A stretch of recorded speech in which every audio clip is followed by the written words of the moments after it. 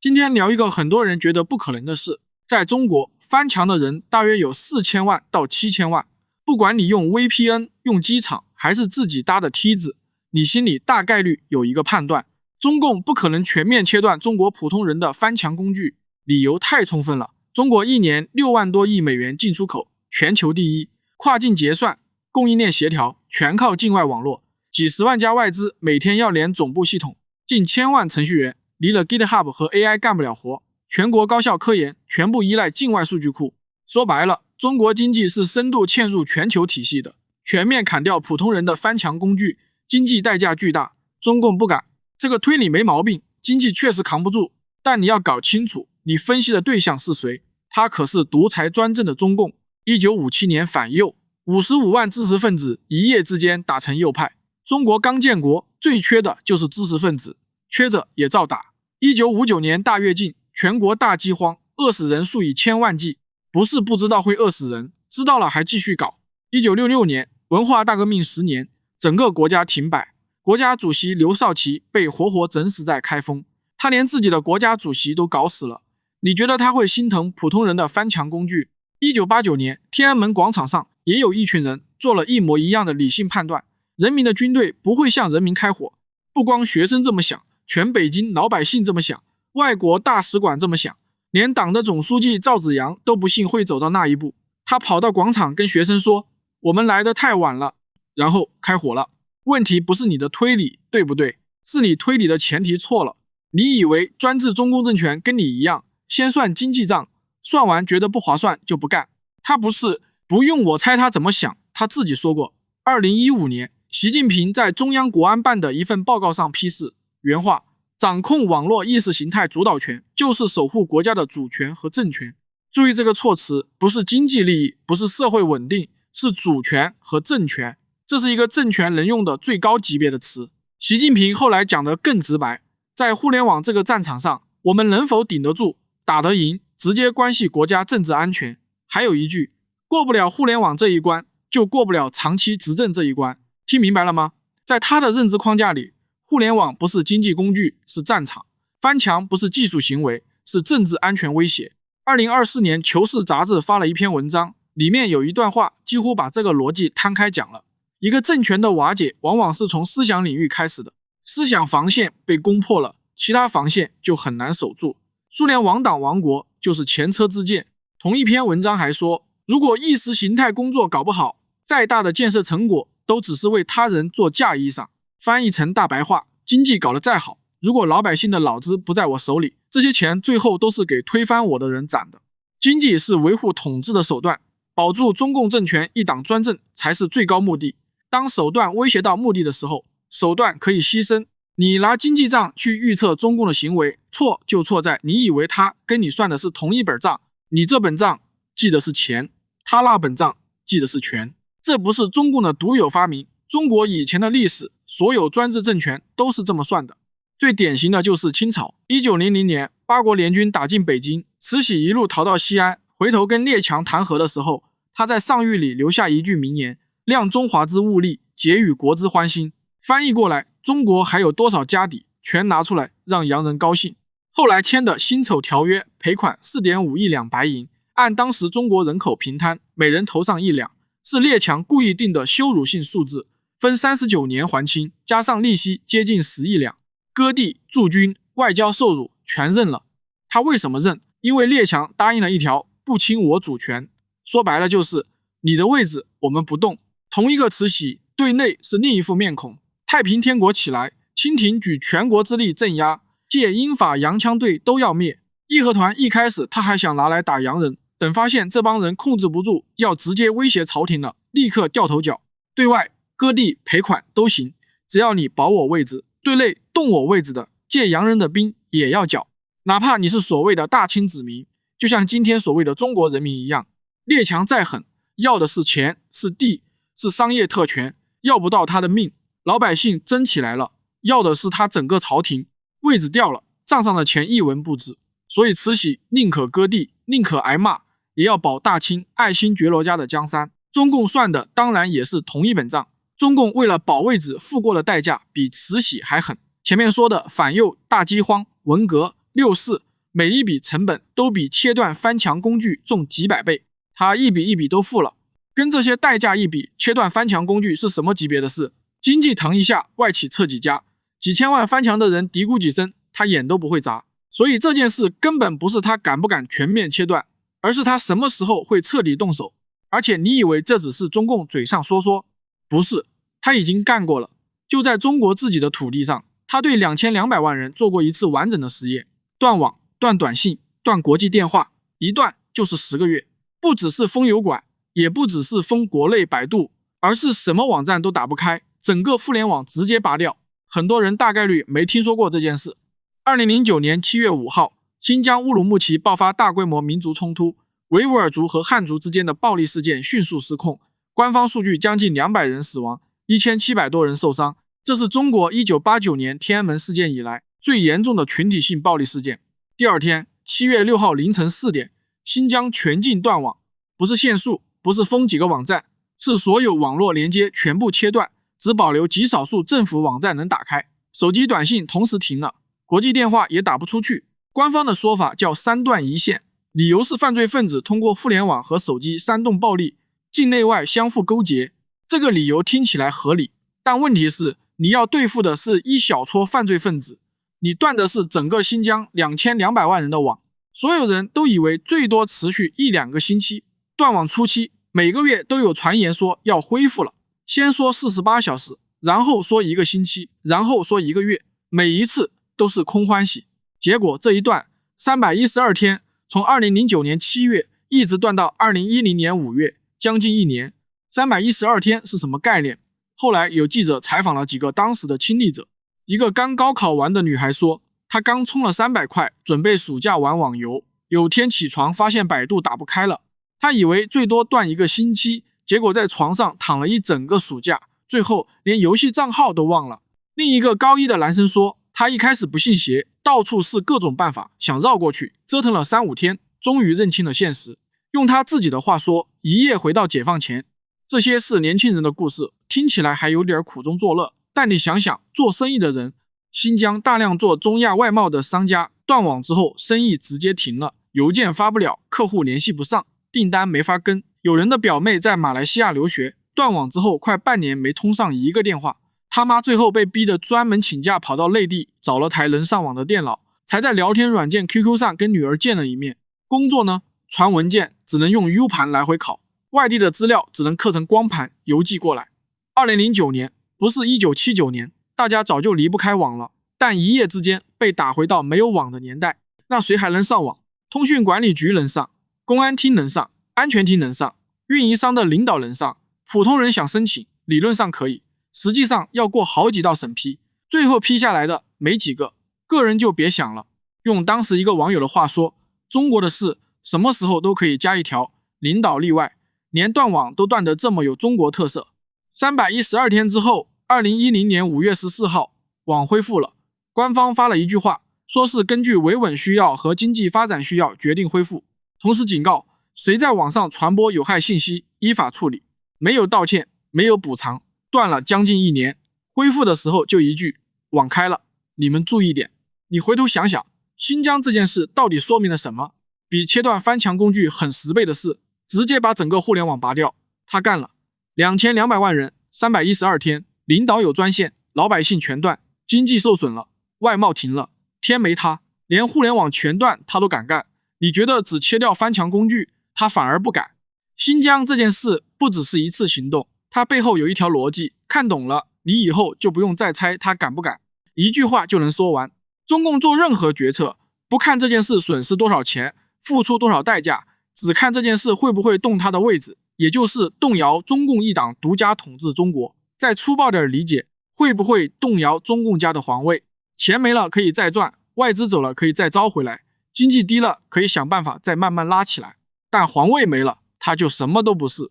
因為中共這個利益鏈條的既得利益者都是建立在中共一黨專政的政權基礎上的，所以在他眼裡，賠錢和丟權是兩件性質完全不同的事，賠錢是疼，丟權是死。懂了這一點，你想判斷中共會不會做一件事，只需要問一個問題，這件事是花錢還是動他的位置？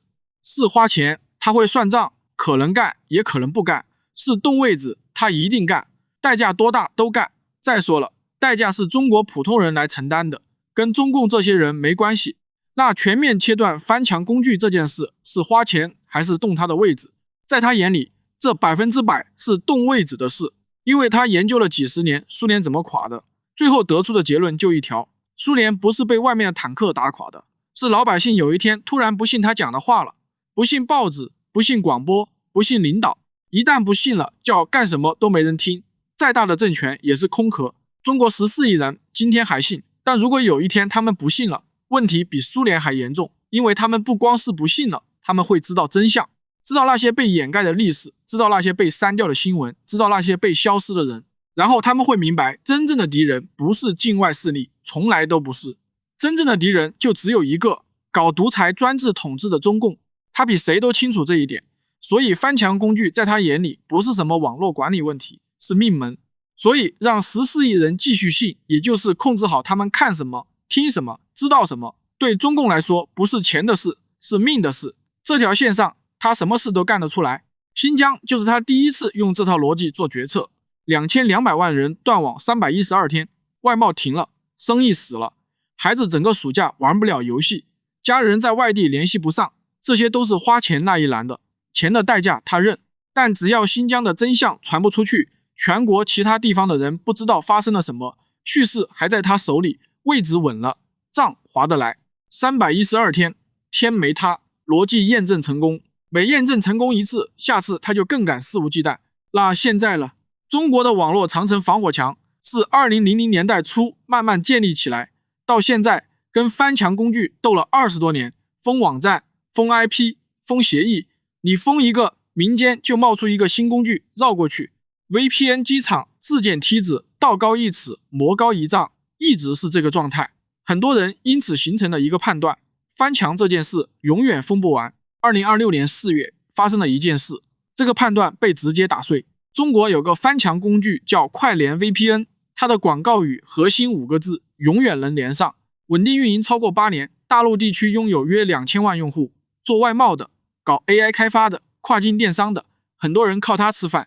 4月8號左右，快連開始大面積癱瘓，技術團隊全天候搶修，幾乎每小時都在調整。4月17號，快連還在推特上說，不管外部壓力有多大，我們沒有跑路，沒有放棄。20天後，4月28號凌晨，快連發了最後一份公告，經過多番努力，目前已確認無法有效解決連接問題，我們真的有心無力，終止中國大陸全部業務，退款，關門，運營8年，扛過無數次封鎖，廣告語寫的是永遠能連上。這一輪從4月8號開始搶修，到4月28號關門，前後20天投降。快連不是個案，今年4月以來，大量翻牆工具集體失效，不是某一家倒霉，是翻牆行業所有人同時遭到了打擊。為什麼？因為這次不是封一個工具，打一個 IP， 是一整套系統同時碾壓過來的。你把過去半年的時間線拉出來看，就明白了。2025年10月，福建一家公司申請了一個專利，專門檢測你電腦上有沒有裝 VPN。11月，工信部發文推進國產手機在系統底層屏蔽 VPN 功能。華為先做小米、OPPO、vivo， 跟上以後買一台國產手機，出廠就裝不了翻牆工具。2026年1月1號，新版網絡安全法生效，罰款上限1000萬。1月底，公安部公布網絡犯罪防治法徵求意見稿。2月，蘋果按網信辦要求，從中國區蘋果應用商店下架了一款專門用來躲避審查的聊天工具，連蘋果這種美國公司都得妥協。3月，湖北多地開始抓人罰款，孝感派出所為了一個用 VPN 的人出動10幾個警察。4月，江蘇陝西運營商簽承諾書，發現翻牆流量直接停機不退費。工信部、網信辦連開3場國家級會議，然後快連 VPN 倒下，專利、手機、系統、法律、執法、運營商、國際公司配合，6條線半年之內同時推進，同時收網。這不是運動式執法，這是一張從2025年秋天就開始織的網，到2026年4月集中收緊。你可能會問，這張網織得到底有多成熟？它的風控水平怎麼樣？有一個現成的答案。2025年9月，一個匿名黑客組織洩露了將近600 GB 的內部檔案，來自防火長城核心開發者方冰心旗下的公司。這批檔案證明了2件事：第一，這套審查系統已經是成熟的商業產品，打包出口給了哈薩克斯坦、緬甸等國的專制政府開箱即用；第二，除了國家級的牆，各省已經在建自己的地方牆。河南一個省封掉的域名數量是國家防火長城的將近6倍，中央還要照顧外貿、科研、跨國公司，下手有分寸，地方不管这些，封起來比中央還狠。一個大陸的網絡工程師接受採訪時說，這次不是單點封鎖，是整套系統完成了升級，能掃描區域內所有終端，測出誰在用翻牆工具，哪台機器，什麼 IP， 所有工具都能被檢測到，而且立刻上門找你，這是從來沒有過的。還有一個細節，有知情人透露，中共內部已經把 VPN 重新定性，不是違規上網，不是非法跨境訪問，是顛覆國家政權的工具，這是刑法裡最重的罪名之一。技術到位了，法律到位了，執法到位了，連罪名都給你準備好了。那接下來，他真敢對所有人动手嗎？離全面切斷翻牆工具還有多遠？這裡有一個很多翻牆的人不願意面對的事實，中國經常翻牆的人，各種估算大概在4000萬到7000萬之間，聽起來不少，对吧？但中國有14億人，就算取最高的7000萬經常翻牆，也只占 5%， 剩下 95% 的人每天用的是微信、抖音、淘寶、百度、B 站，全在牆內，不需要翻牆，也從來沒翻過。他們很多人甚至不知道牆的存在，意味着什麼？就算今天把所有翻牆工具全切了， 95% 的中國人生活不受任何影響，他們甚至不会注意到发生了什麼。你以為全面切斷會引發巨大社會反彈？不會，會反彈的只有翻牆的你，而你在14億人裡是那 5%， 也就是說，中共的基本盤很大概率不在你身上，他的基本盤是那 95% 不翻牆的人。這些人不但不会反对，很多人甚至会支持。翻牆的都是被境外勢力洗腦的，封了好，而 5% 的你拿什麼去對抗 95%？ 你連一個直接有效的反對聲音都發不出來，因為你發聲的平台就是他要切斷的那個東西。所以你再算一筆賬，政治代價 95% 的人不翻牆，基本盤不動，社會代價翻牆的人是少數，而且是中共最不信任的那個少数，這2筆賬都好算。那為什麼中共現在不立刻全面切斷翻牆工具？全面切斷對他穩固專制統治是極其有利的，他不可能不想幹，原因就一個，經濟代價。給外企、政府、科研留審批專線，這些頭部的確可以保住，但中國有幾千萬家中小企業，做跨境電商的，做外貿的，做海外推廣的，還有程序員等等，這些人不可能每一個都拿到審批專線。全面切斷翻牆工具，這些人的生意會直接受損，幾千萬人的生意受損，以及這幾千萬利益鏈條上的人會受損。這筆賬中共不是算不出來。你要理解一件事，經濟不光是 GDP 數字，經濟是中共統治合法性的根基。他不搞選舉，不搞多黨制，老百姓憑什麼忍你？就憑日子還過得下去？房子在漲，工資在漲，生意能做，你折騰點就折騰點吧。這是過去40年中共跟老百姓之間一個沒寫在紙上的交易。所以他不是不想全面切斷，他大概率知道全面切了也沒事， 95% 的人根本不翻牆，基本盤不會動，但他不賭。一刀切最大的風險不是一定會出事，而是不確定會不會出事。萬一哪個環節有連鎖反應是沒算到的呢？萬一某個行業突然停擺，引發群體事件呢？對一個把維穩當命的政權來說，低概率也不能賭，所以他選了最穩的方式，一步一步來，每一步都先試，試完觀察反應，沒事再走下一步。新疆斷網312天，天沒塌，試過了沒事。各地抓人罰款，社會沒反彈，試過了沒事。運營商簽承諾書直接停機，沒有大規模投訴，試過了沒事。快連倒了，2000萬用戶沒了工具，經濟沒崩，輿論沒炸，外資沒跑，又沒事。每試一次膽子大一分，下手就更重一分。與此同時，全面切斷的經濟代價也在一天天縮小。10年前你要是切了境外網絡，程序員寫代碼沒地方查，做外貿的郵件發不出去，搞科研的論文看不了。現在呢，比如百度替代谷歌， DeepSeek 替代 ChatGPT， B 站替代油管，雖然不是每個都替代的好，但湊合能用。每多一個國產替代上線，全面切斷的經濟代價就小一分。經濟代價在下降，中共的膽子在不斷上漲，這兩條線遲早交叉。交叉的那天，就是標題裡的那天，每一項代價都可控，而收益是14億人的信息入口，徹底握在他手裡。你現在再看這期視頻標題裡那句話，中國全面切斷 VPN 那天，一個人都不能翻牆，它還像一個假設嗎？那它什麼時候發生？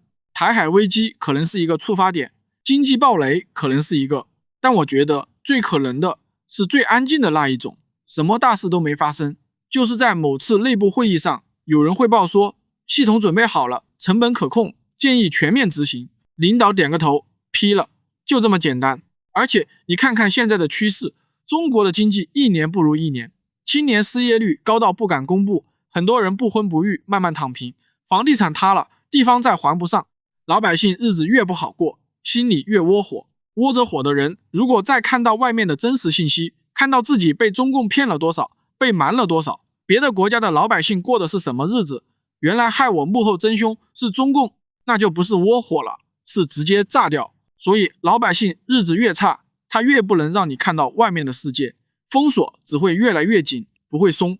不信你看朝鮮，朝鮮人民連互聯网是什麼都不知道，那就是封鎖的終點。雖然中國不會徹底變成朝鮮，中國有自己的互聯網，看起來和朝鮮人有區別，好歹能上網，但你能看到的所有信息全是中共想讓你看到的。這就是全面切斷翻牆工具之後的中国，聽起來好像也沒那麼可怕，可怕的不在表面，大部分人的生活不會有任何变化，上班、吃飯、刷抖音、點外賣照常過，但變化會發生在你注意不到的地方。第一，你能看到的信息會少一大半。你現在能看到的世界其實是2個信息源疊在一起的，牆內的加牆外的。就算你自己不天天翻牆，你朋友圈裡也有翻牆的人，他們截個圖，轉個帖，吃飯的時候提一嘴，牆外的信息就這樣一點一點滲進來了。你知道的很多事情，其實不是你自己翻牆看到的，是別人看了之後傳到你耳朵裡的。舉個例子，某個地方出了大事，牆內的新聞要麼不報，要麼只報官方版本，但你朋友圈裡有人翻牆截了一張外媒的報道發到群裡，你就知道了另一個版本。這種事每天都在發生，你已經習慣了，覺得理所當然。全面切斷之後，這件事就不會再發生了。不是你一個人的工具沒了，是你周圍所有人的工具都沒了。那個翻牆截圖的朋友，他也翻不了了，這條滲透鏈從根上斷了。你能看到的信息從2個世界變成1個世界，剩下的那個每一條都是他讓你看到的。第二，你會自己閉嘴。現在你在微信群裡說一句跟官方不一樣的話，可能還有人附和你，他可能也翻牆看過同一篇報道，知道你說的有道理。就算他不說話，他至少心裡認同你。你不是一個人，切斷之後，這個人沒了，不是他消失了，是他沒有信息來源了，他不知道你說的對不对，他也不敢確認，他選擇不說話。你發現群裡沒人接你的話，你再說一次，還是沒人接，第3次你就不說了。過一段時間，不光是你不說了，整個群裡都不說了，所有人都只聊吃飯、天氣、孩子成績，不是有人下了命令不讓聊，是每個人都自覺地避開了那些話題。這才是最厲害的地方，他不需要派人來管你，他只要把外部信息源切斷，你們自己就會管自己。第3，有钱有权的人照樣看得到，你看不到。全面切斷翻牆工具，切的是誰？普通人。特权階層有審批專線，外企有合規通道，他們照樣能上 Google 用 ChatGPT 看外媒，拿到全球最新的信息。他们的孩子送出國留學，接觸的是完整的世界。普通人呢，只有牆內的信息。打個比方，古埃及的普通人是不识字的，识字是祭司和貴族的特權。普通人對世界的全部理解，就是祭司在神廟裡告訴他的那些。他不是笨，他只是沒有渠道接觸知識。全面切斷之後，能不能看到境外信息，就變成了這個時代的實質權。有權有錢的人看到完整的世界，普通人看到被裁剪過的世界，而且普通人不知道自己看到的是被裁剪過的。做生意、做決策、做判斷，一個人用的是完整信息，一個人用的是被篩選過的信息，差距只會越來越大，而且你連差距在哪都看不見。第4，一大批人的生意會沒了，做跨境電商的，做外貿的，用 AI 工具的，做海外投資的，所有需要碰境外網絡的生意，要麼走審批，拿合規專線，要麼關門。審批專線不是誰都能拿到的，它會變成一種新的權力資源，有關係的拿得到，沒關係的拿不到。普通小商家、個體戶拿不到就出局，幾百萬個小生意默默消失，不會上新聞。第5，在海外的人也會被隔開。如果你在海外看這個視頻，你可能覺得我人在牆外，跟我有什麼關係？有關係，你的父母在牆裡。全面切斷之後，你跟父母之間的溝通就只剩微信了，而微信是被監控的。你想給他們看一篇境外報道，發不過去，鏈接被屏蔽。你想在視頻通話裡聊聊國外真實發生的事，你敢嗎？你的父母也會學會不問，你在那邊怎麼樣？挺好的。吃飯了嗎？吃了。對話就到這裡。不是你們感情變了，是中間那堵牆把你們能聊的東西壓縮到了只剩日常寒暄。第六，也是最可怕的一個，你會慢慢忘掉牆外的世界。你現在還記得你在油管上看過的紀錄片，在推特上關注過的人，在 Google 上查到的那些牆內搜不到的東西。1年以後呢？3年以後呢？那些記憶會慢慢變淡，不是被刪了，是你沒有渠道再接觸了，沒有東西來刷新它，它就自然褪色了。你對世界的理解會一點一點的不知不覺的退回到牆內那個版本，你甚至不會意識到這件事正在發生。而你的孩子從這個終點開始人生，他不需要經歷從有到無，因為他從來就沒有過。翻牆對他來說就像聽敵台對你一樣，一個上一代人才用的帶着點不光彩的舊詞，這不是10年後才會發生的事。上面說的這6個變化，信息縮水，集體沉默，階層分化，生意消失，親人隔開，記憶褪色，從全面切斷翻牆工具的第一天起就會同時啟動，而且你不一定有時間慢慢準備。前面說了，最可能的是安安靜靜的某次會議上批了，但如果碰上突發事件，比如台海擦槍走火，經濟暴雷引發大規模抗議，某個群體事件在境外平台發酵失控，全面切斷可能是一夜之間的事。你前一天晚上還在刷油管和推特，第二天早上醒來什麼都連不上了，瞬間翻不了牆了，連反應的時間都不給你。所以標題裡那個問題不能再等了，你怎麼辦？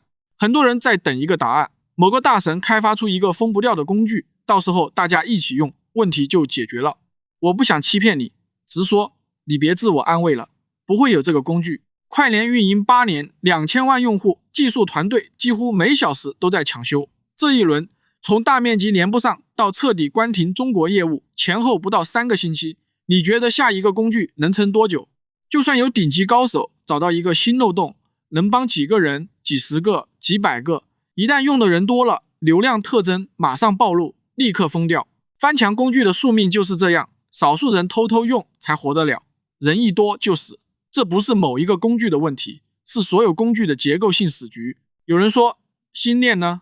馬斯克的衛星互聯網，天上的東西你總封不了吧？封得了。中國早就立法禁止未經批准使用境外衛星設備，私自接收是違法的。而且衛星接收器不是手機 APP， 你得在屋頂架一口鍋，物理上藏不住，那條路也是死路。所以那天真來了，怎麼翻牆？老實講，對絕大多數普通人來說，翻不了。真正能讓你在全面切斷之後還能接觸到牆外信息的方式只有一個，人出去，這是我認為唯一誠實的答案。要麼潤出去，長期在外面，要麼定期出去，旅遊簽、商務簽、探親簽，落地之後連上當地網絡，一次性把你需要的東西打包下載帶回來。這聽起來很沉重，一時半會兒你很難接受，但你想想看，當年蘇聯老百姓想聽一段 BBC， 要把短波收音機藏進被窩裡，被發現就是勞改營。柏林牆那邊的東德人，他們說的翻牆是真的翻，一堵磚牆，牆這邊是探照燈和機槍塔，牆那邊才是西邊的世界。從1961年到1989年，光在柏林牆腳下被打死的就有上百人。跟他們比，你現在買張機票就能出去，這個成本已經低得不像話了。但你要注意一件事，這個窗口也在收緊，護照越來越難辦，出境審查越來越嚴，簽證政策隨時可能變。過去幾年，多少人的護照被剪嚼，被拒絕續簽，被要求交回單位保管，你心裡有數。全面切斷翻牆工具可能是下一個關掉的窗口，但它不一定是最後一個。出境自由可能是再下一個。所以你現在要做的不是等那天來了再想辦法，是趁所有窗口都還開着的時候，把該做的事做了。第一件，護照必須有，而且保持有效期，別等過期了再去續，到時候可能不給你續。能辦港澳通行證的也辦上，香港落地就能自由上國際互聯網，是離你最近的出口。第二件，趁現在你的護照還有效，收入證明還能開，出境記錄還乾淨，去你想去的國家走一趟，不一定是為了移民，是為了留下一個入境記錄。有入境記錄的人，下次簽證會容易得多。你去的地方要滿足一個條件，能自由上國際互聯網。去一個也搞網絡管控的國家，跟沒出去一樣。第三件，趁現在能翻牆，把重要的信息下載到本地。維基百科有離線版，幾個 G， 你行業裡的技術文檔，你覺得孩子將來應該知道的真實歷史，現在能下就下。你的硬盤就是你最後的圖書館。第四件，註冊好境外賬號，谷歌、推特、電報，恢復郵箱，別綁國內手機號，有機會弄一張境外手機卡，幾十塊錢，能收驗證碼就行。這些東西那天之後你弄不到了。這些事沒有一件是違法的，每一件都是一個正常人的正常行為，但加在一起，他們是你在那天來了之後還能看到完整世界的唯一保障。但做不做取決於你，你願意為看到牆外的世界付出多少？大多數人的答案是算了，不值得，日子照過，抖音照刷，不想牆外的事了。這不丟人，大多數人會這麼選。但你既然看到了這裡，我猜你不是大多數人，那就別等了。最後說幾句，我以前在大陸也經常翻牆，一開始就是好奇外面到底在說什麼，翻多了發現牆內告訴我的版本跟牆外經常對不上。中共一直在牆內提醒中國人民不要受境外反華勢力的蛊惑，我不信邪照樣翻。結果接觸到不同觀點之後，慢慢學會了自己思考，自己判斷，自己去找真相，然後我就成了一個反對专制集權，追求宪政民主的反賊。看来中共说的沒錯，境外勢力確實厲害。所以你看，中共這些年為什麼拼命加高牆？因為他知道再不加緊，反賊只會越來越多。當然，這話他嘴上是不會承認的，他嘴上一直是另一套。我們對制度充滿自信，全過程人民民主，群眾喜聞樂見，出問題都是境外勢力。國家一直在下大棋，早就贏麻了。行吧，那就繼續下大棋，誰最後能贏，誰是棋盤上的代價。我們大家都等着看這盤棋的終局。